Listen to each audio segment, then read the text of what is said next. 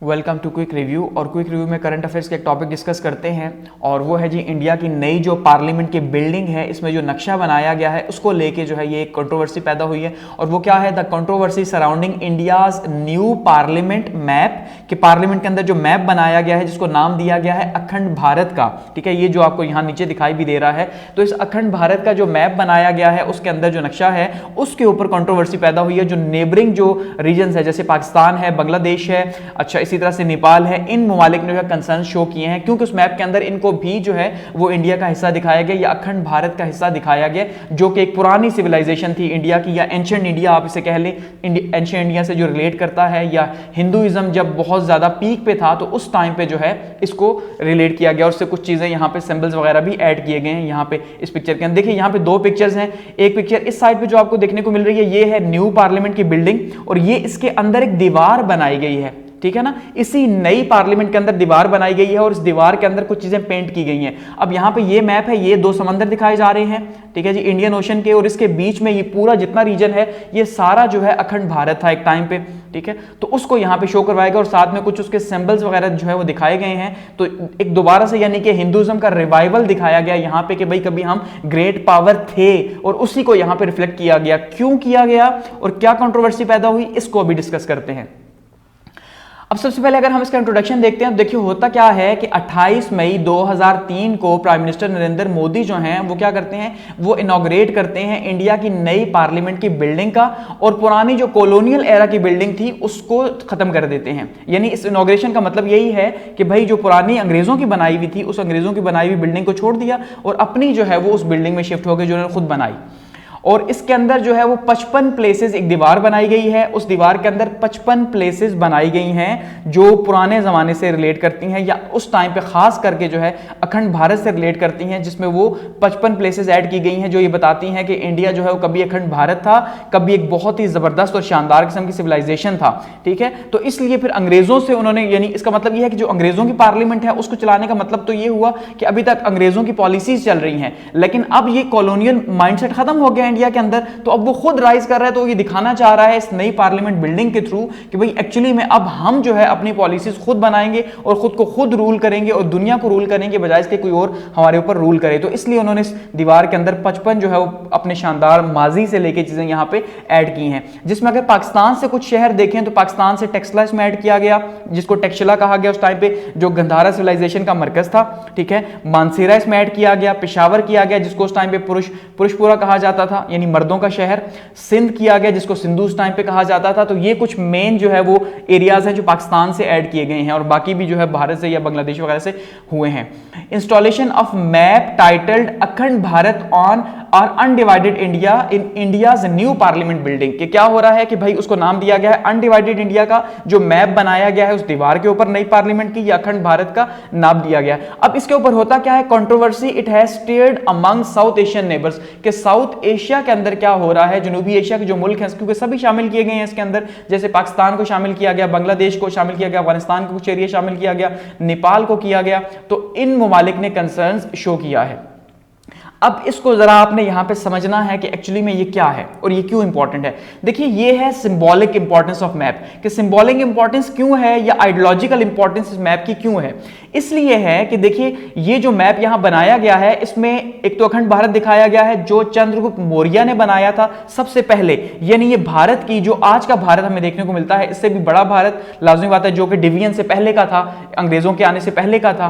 तो उस भारत को दिखाया गया है जिसमें चंद्रगुप्त मौर्य ने इसकी सबसे पहले बुनियाद रखी थी 350 से 229 बीसी के बीच में, यानी कि बीसी के टाइम की बात हो रही है। ठीक है, और जिस टाइम पे वो किंग बना और उसका बाद जो किंग बना चंद्रगुप्त मौर्य, तो उसने क्या किया, यहां पे एक बहुत ही शानदार किस्म की जो है वो डायनेस्टी की बुनियाद रखी, चंद्रगुप्त मौर्य डायनेस्टी की, और ये लार्जेस्ट एम्पायर थी इंडिया की या एंशिएंट इंडिया की। और उसके बाद चंद्रगुप्त मौर्य के बाद आपने देखा इसके बाद अशोक भी आया, अशोक ने भी एक बहुत बड़ी सल्तनत जो है यहाँ पे बनाई, बिंदुसार इसी के अंदर है। तो ये बहुत से यानी कि ग्रेट इंपीरियर्स जो है इस मौर्य एम्पायर के अंदर शामिल थे, और इसलिए इसको सिंबलाइज किया गया भाई इस न्यू भारत के साथ कि भाई ये भी उसी तरह से उसी पॉलिसी को आगे लेके चलेगा।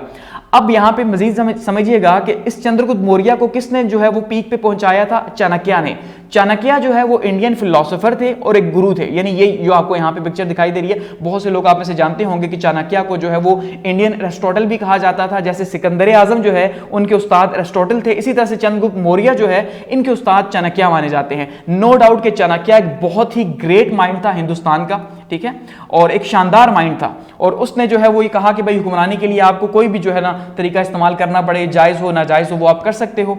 और जैसे कहा जाता है ना everything is fair in love and war, शायद ये यहीं से ये कॉन्सेप्ट एक आया है जो बाद में अंग्रेजों ने अडॉप्ट किया। तो इसका एक कोट है, no one can defeat a powerful mind, कि एक ताकतवर दिमाग को कोई चीज शिकस्त नहीं दे सकती। इससे आप अंदाजा कर लें। और इनको बहुत ज्यादा फॉलो भी किया जाता है इंडिया के अंदर, क्योंकि इसमें शक कोई नहीं है कि एक ग्रेट फिलोसफर है। लेकिन इन्होंने फिलोसफी तो दी, लेकिन वो किसके अंदर लपेट के दी, वो इंडियन कल्चर के अंदर, या हिंदुवता जिसे आज हम कहते हैं, उस हिंदुवता के अंदर जो है ब्राह्मण कल्चर के अंदर एक लपेट के इन्होंने सारी की सारी जो है फिलोसफी दी। अब ये मैसेज क्या है, सिंबॉलिक इंपॉर्टेंस क्या है? देखिए सिंबॉलिक इंपॉर्टेंस को जरा एक मिनट के लिए समझिए कि देखिए कुछ चीजें सिंबल होती हैं और वो उसको रिप्रेजेंट करती हैं। लेट्स सपोज कैसे कोई चीजें सिंबल हो सकती हैं। अगर हम ये कहते हैं कि भाई जैसे ये एक स्टार है, अक्सर हम देखते हैं तो हम इसे कहते हैं जी हेक्सागोन है और ये जो है इल्यूमिनाटी को रिप्रेजेंट करता है। एक स्टार है ना तो उसको रिप्रेजेंट करता है, तो ये सिंबॉलिक है। इसी तरह से अगर हम स्टार बनाते हैं, चांद और सितारा बनाते हैं, तो हम कहते हैं ये इस्लाम से रिप्रेजेंट करता है। जिसको इस्लामी दिखाना हो, जिस मोहल्ले को इंडिया इस्लामी दिखाता है, तो वो क्या करता है वहां पर चांद सितारा बना देता है। तो इस तरह की कुछ चीजें, इसी तरह से ये देखिए हिंदू जो है अपने माथे के ऊपर एक तिलक वगैरह लगाते हैं, तो ये सिंबॉलिक इंपॉर्टेंस होती हैं चीजें, कल्चरल अहमियत होती है इन चीजों की बहुत ज्यादा। तो ये है चाणक्य उस्ताद जी, ठीक है, या गुरु जो हैं, और ये है चंद्रगुप्त मौर्य जिसने ये बुनियाद रखी। तो अब इस सिंबॉलिक इंपॉर्टेंस का मतलब ये है कि भारत दोबारा से राइज कर रहा है। एक तो उसने अंग्रेजों की बिल्डिंग को छोड़ दिया, यानी इसका मतलब ये है कि वो जो गुलामी का दौर था उसको उसने बहुत पीछे छोड़ दिया। अब वो खुद जो है वो राइजिंग इंडिया है, इसी तरह से ग्रोइंग इंडिया है, और अब वो वर्ल्ड की एक पावर है, वर्ल्ड की एक ताकत है। और अब देखिए अब जो है ना इंडियन प्राइम मिनिस्टर को दावत भी मिली हुई है, वो यूके से अमेरिका की जो है वो कांग्रेस से खिताब करेंगे दूसरी बार। तो इसका मतलब यही है कि चीजें बहुत तेजी से डेवलपमेंट की तरफ आगे बढ़ रही हैं। और मोदी ये बताना चाह रहे हैं कि भाई मैं जो है इस चाणक्य मेरे उस्ताद हैं, मैं इन्हें भी उस्ताद मानता हूं हिंदुइज्म के अंदर, और मैं खुद क्या हूं, मैं खुद चंद्रगुप्त मौर्य हूं, और मेरी यही ख्वाहिश है कि मैं इसको इसी तरह से आगे लेके जाऊं, या जो पुराना जो पूरा एक दौर था उसको वापस लेके आऊं। शायद ये एक सिंबॉलिक इंपॉर्टेंस है। आप इससे डिसएग्री कर सकते हैं कि उनका ये कहना था भारत का। देखिए भारत ने क्या कहा, इंडिया ने इसके ऊपर क्या एक्सप्लेनेशन दी है। इंडिया का जो फॉरेन मिनिस्ट्री है, फॉरेन मिनिस्ट्री के स्पोक्स पर्सन ने ये कहा कि भाई इंडिया मीडिया को ब्रीफिंग देते हुए कि ये जो मैप है, ये मैप क्या करता है, एंशिएंट मौर्य एम्पायर को रिप्रेजेंट करता है। आइडिया ऑफ रिस्पॉन्सिबल गवर्नेंस, ये लफ्ज बड़ा इंपॉर्टेंट है जो यहां पे बोला गया है, बड़ा तोल के, ठीक है। तो रिस्पॉन्सिबल गवर्नेंस की बात की जा रही है। रिस्पॉन्सिबल गवर्नेंस का मतलब यही है कि आप जो है वो एक बहुत बड़ी सल्तनत है, उस बहुत बड़ी सल्तनत में बहुत छोटे छोटे इलाके भी वैसे ही गवर्न किए जाते हैं जैसे बहुत बड़े बड़े हैं। तो रिस्पॉन्सिबल एक बहुत ही बेहतर गवर्नेंस है जहां पे बहुत खुश हैं लोग। जैसे ये अशोका का जो टाइम था, अगर माना जाता है उसको ग्रेट टाइम माना जाता है, किंग अशोक जो है, कि उन्होंने जो है वो बुद्ध मत को यहां पे प्रमोट किया गो के। लेकिन ये है कि इस पूरे रीजन के ऊपर जो है वो उन्होंने हुकूमत की और एक बहुत ही जबरदस्त किस्म की गवर्नेंस की मिसाल भी पेश की। तो ये मैप आपको सामने जो दिखाई दे रहा है, ये मौर्य एम्पायर का मैप है उस टाइम पे, जिसके अंदर पाकिस्तान भी यहाँ पे शामिल है, नेपाल भी यहाँ पे शामिल है इसके अंदर, अच्छा यहाँ पे बांग्लादेश भी इसके अंदर शामिल है, और ये श्रीलंका का रीजन भी शामिल है। सिवाय ये इसके पांड्या और चोला एम्पायर यहाँ पे साउथ में थी, उसको यहाँ पे शामिल नहीं किया गया। तो बाकी अफगानिस्तान का कुछ हिस्सा भी जो है वो इसके अंदर शामिल है। तो ग्रेट इंडिया का एक कॉन्सेप्ट दोबारा से आ रहा है, जो कि ऑलरेडी पहले हिंदुत्वता की कॉन्सेप्ट के तौर पर दे दिया गया कि भाई इंडिया जो है वो हिंदुओं का है, हिंदुओं का ही रहेगा, और इन्हीं को हम आगे लेके जाएंगे। यही आपको बार बार सुनने को मिलता है, खास करके बीजेपी की तरफ से, क्योंकि ये उन्हीं की आइडियोलॉजी है। अब ये वॉल है, इस वॉल के ऊपर देखिए एक तो ये मैप बना हुआ है, और दूसरा साथ में इस वॉल के ऊपर चाणक्य का फोटो भी बना हुआ है। अब ये सिंबॉलिक इंपॉर्टेंस बहुत ज्यादा है कि चाणक्य को हिंदू बहुत ज्यादा, जैसे मैंने कहा, मानते हैं, अपना उस्ताद अपना गुरु मानते हैं हर बात के अंदर, खास करके पॉलिटिक्स के अंदर। क्योंकि पॉलिटिक्स अगर कहते हैं कि किसी ने सीखनी है तो वो इनसे सीखे, कि उन्होंने पॉलिटिक्स सिखाई, किस तरह से चंद्रगुप्त मौर्य को ट्रेन करके एक छोटे से इलाके को लेके, मगध का एक इलाका था यहाँ पे, उससे लेके कैसे इतनी बड़ी इंपायर बिल्ड कर दी, उसके पीछे जो दिमाग था वो किसका था, चाणक्य का था। तो उन्हीं की फिलॉसफी के ऊपर आज जो है वो मोदी चल रहे हैं, और मोदी भी यही चाहते हैं कि वो इंडिया को उसी तरह से आगे दोबारा से अखंड भारत की तरफ लीड करें। तो ये सिंबॉलिक इंपॉर्टेंस है, ठीक है। इसी तरह से अगर मिनिस्ट्री की बात करते हैं पार्लिमानी अफेयर्स की, तो उन्होंने क्या कहा जी, जो मैप है ये रिप्रेजेंट करता है अखंड भारत को, यानी वो इस बात को एक्सेप्ट कर रहे हैं कि भाई हम अखंड भारत को जो है वो शो कर रहे हैं या दिखा रहे हैं। तो इसके ऊपर अब कंसर्न्स क्या हुए हैं। अब कंसर्न्स में पहले नंबर पे बांग्लादेश की अगर हम बात करें तो बांग्लादेश ने क्या कहा जी, बांग्लादेश के जो फॉरेन मिनिस्ट्री है उसने जो है वो एक्सप्लेनेशन मांगी है, और वो भी किस तरह फॉरल एक्सप्लेनेशन मांगी है कि भाई आप फॉर्मल एक्सप्लेनेशन दे कि आपने क्यों जो है ये मैप इसमें शामिल किया है। अफगानिस्तान इसमें जो है पार्ट शामिल किए गए, अफगानिस्तान के एंटायर टेरिटरी ऑफ पाकिस्तान शामिल की गई है, नेपाल शामिल किया गया है, बांग्लादेश है, श्रीलंका है और म्यांमार है। ये अखंड भारत का नक्शा जो है इसमें शामिल किया गया है। तो बांग्लादेशी एम्बेसी जो है वो उसने ये बात कही है कि भाई आप जो है वो क्या करें, आप हमें इसके ऊपर एक्सप्लेनेशन दें। तो एक्सप्लेनेशन मांगी है वो, अब देखते हैं।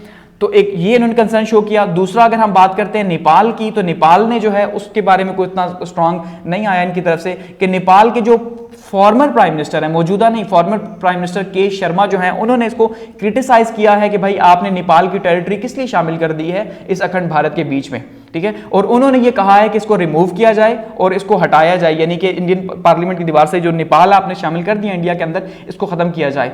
लेकिन अब जो रिसेंट विजिट हुआ है नेपाली प्राइम मिनिस्टर का, ठीक है, उन्होंने जो है कोई भी इस तरह की बात नहीं की इंडिया की, यानी कि उन्होंने कोई भी कंसर्न शो नहीं किए, क्योंकि नेपाल छोटा सा मुल्क है, इंडिया जाहिर बात है इतना बड़ा मुल्क है, तो वो उसके साथ हालात खराब भी नहीं करना चाहता, तो इसलिए उन्होंने रफा दफा कर दिया कि ठीक है।